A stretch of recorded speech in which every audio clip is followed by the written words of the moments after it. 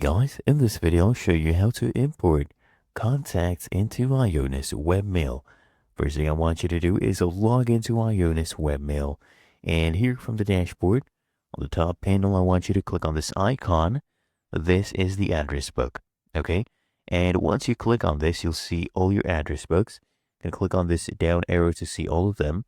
Once you identify the one that you want to import to, let's say this one, you click on it and then click on these three dots next to it. Click on import. Now what you need to do is choose the format. So you can either choose a vCard or a CSV file, and then you click here on upload file. That will open up your file explorer.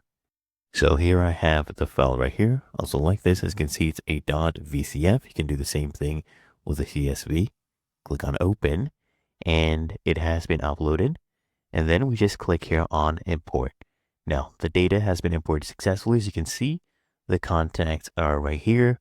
It completely works. Really that easy.